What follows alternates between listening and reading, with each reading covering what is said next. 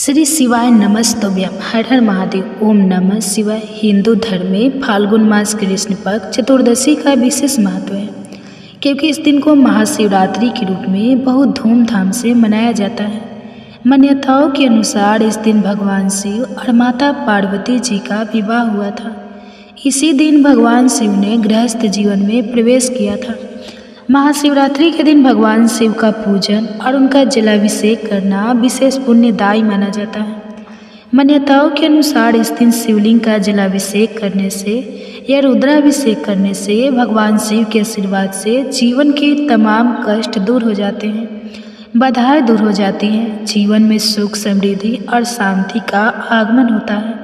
तो ऐसे में आइए जानते हैं इस बार साल 2025 में महाशिवरात्रि पर भगवान शिव के जलाभिषेक का शुभ मुहूर्त क्या है, साथ ही इस दिन किस विधि से भगवान शिव का जलाभिषेक किया जाता है।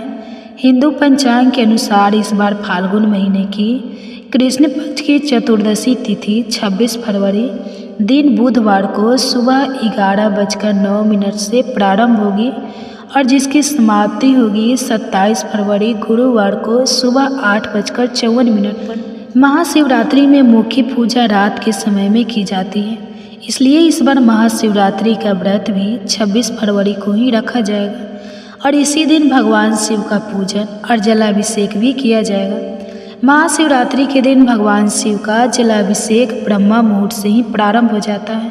हालांकि इस दिन भगवान शिव का जलाभिषेक करने के लिए जो सबसे उपयुक्त समय है वह सुबह का है और इस दिन सुबह 6:48 से 9:41 तक का जो समय है वह शिवलिंग का या भगवान शिव का जलाभिषेक करने के लिए सबसे उपयुक्त समय है। अगर आप किसी कारण से सुबह के समय जलाभिषेक ना कर पाए तो इसके बाद 11:07 से दोपहर 12:34 के बीच में भी शिवलिंग पर जल चढ़ाया जा सकता है। इसके अलावा दोपहर में 3:26 से शाम 6:09 तक का समय और फिर रात में 8:53 से मध्य रात्रि 12:01 तक भगवान शिव की पूजा और जलाभिषेक का शुभ मुहूर्त रहने वाला है। और इस बार 26 फरवरी बुधवार को ब्रह्मा मुहूर्त का समय सुबह 5:01 से 6:04 तक रहेगा। सूर्योदय होगा सुबह 6:53 पर, सूर्यास्त होगा शाम 6:02 पर।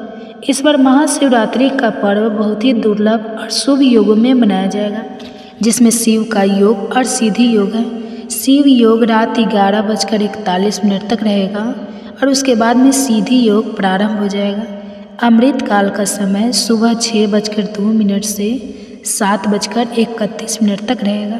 राहु काल जो कि अशुभ मुहूर्त माना जाता है दोपहर 3 बजे तक रहेगा। इसके अलावा इस बार महाशिवरात्रि के दिन भद्रा भी लग रही है और भद्रा सुबह 1:18 से रात 10:05 तक रहेगी। भद्रा को बहुत ही अशुभ मुहूर्तों में गिना जाता है।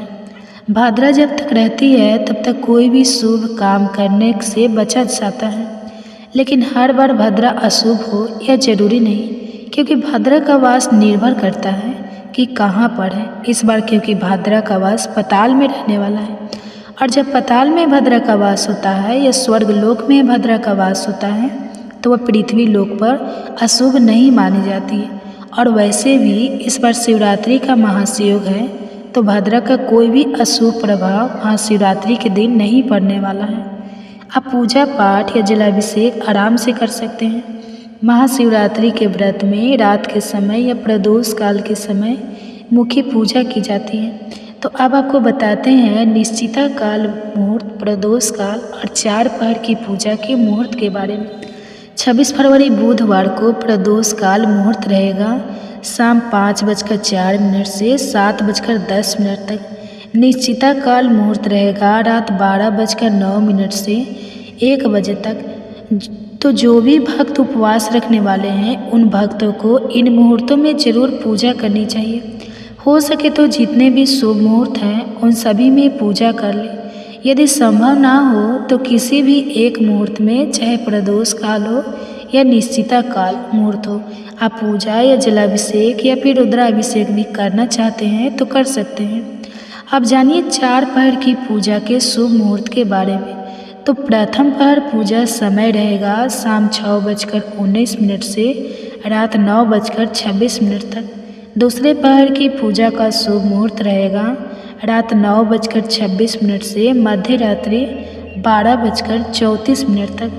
तीसरे पहर की पूजा का मुहूर्त मध्य रात्रि 12:34 से अगले दिन सुबह यानी 17 फरवरी को सुबह 3:41 तक।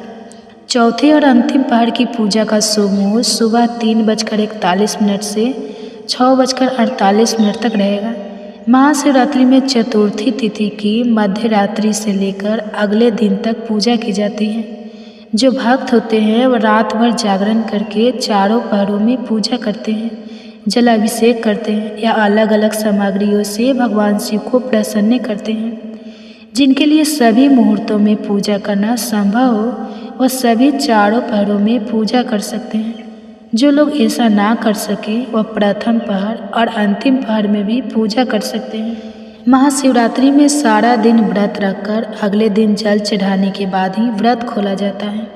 तो इस बार 26 फरवरी को शिवरात्रि का व्रत रखकर 27 फरवरी दिन गुरुवार को व्रत खोला जाएगा और व्रत खोलने का जो शुभ मुहूर्त है वह इस दिन सुबह 6:53 से 8 तक रहेगा। ध्यान रखें, हमेशा अगले दिन सूर्योदय के बाद ही अन्न ग्रहण करना चाहिए। बहुत से लोग निराहार रहकर निर्जल रहकर व्रत रखते हैं, तो उन्हें सुबह की पूजा करने के बाद और जल चढ़ाने के बाद ही अपना उपवास खोलना चाहिए। महाशिवरात्रि के दिन ब्रह्मा मुहूर्त में उठना चाहिए, फिर महादेव का ध्यान करना चाहिए। इसके बाद स्नान करके सूर्य देवता को जल चढ़ाना चाहिए। फिर आसपास शिव मंदिर में जाकर या घर पर ही दूध, दही, घी, शहद और गंगाजल मिलाकर शिवलिंग का अभिषेक करना चाहिए। अगर आपके पास शिवलिंग नहीं हो तो मिट्टी की मूर्ति या फिर मिट्टी के शिवलिंग बनाकर भी पूजा कर सकते हैं। इसके बाद अक्षत, मौली, चंदन, बेलपत्र, सुपारी, पान, मौसमी फल, फूल और नारियल समेत सभी विशेष सामग्री शिवलिंग पर अर्पित करनी चाहिए। ऐसा कहा जाता है कि नारियल के जल से शिवलिंग का अभिषेक नहीं करना चाहिए। आप साबुत पानी वाला नारियल शिवलिंग पर अर्पित कर सकते हैं। फिर महादेव के मंत्रों का जाप करना चाहिए। ओम नमः शिवाय सबसे शक्तिशाली मंत्र है। आप इस मंत्र का जाप करें। यदि शिवलिंग का पूजन या अभिषेक कर रहे हैं तो ध्यान रखिएगा पूरी परिक्रमा ना करें, केवल आधी परिक्रमा ही करनी चाहिए। जलधारी को लांघना नहीं चाहिए। फिर धूप दीप जलाकर महादेव को फल, मिठाई समेत जो भी सात्विक चीज़ें हैं उनका भोग लगाना चाहिए। कथा का श्रवण करना चाहिए। अंत में कपूर जलाकर आरती करने के बाद जो भी प्रसाद है वह भक्तों में बांटना चाहिए। व्रत रखने वाले भक्तों को व्रत रखने के दौरान शिवलिंग पर चढ़ाया हुआ प्रसाद ग्रहण नहीं करना चाहिए, लेकिन अगले दिन व्रत का पारण आप शिवलिंग पर चढ़ाए गए प्रसाद से खोल सकते हैं। व्रत का पारण आप उस सामग्री से कर सकते हैं, उस प्रसाद से कर सकते हैं। इस दिन अपनी सामर्थ्य के अनुसार आप दूध, दही, घी या जो भी सामग्री का दान आप कर सकते हो उसका दान जरूर करें। नंदी बैल की पूजा करें। नंदी बैल के समक्ष भी घी का दीप जलाएं। नंदी बैल पर एक मुट्ठी साबुत हरे मूंग अर्पित करने से जिसकी जैसी कामना हो वह पूर्ण हो जाती है। आपकी जैसी कामना हो या आपके जीवन में जो भी समस्या, जो बाधा आ रही हो उसे दूर करने के लिए सच्चे मन से महादेव से प्रार्थना करें और शिवलिंग के समक्ष बैठकर ओम नमः शिवाय मंत्र का यथासंभव जाप करें।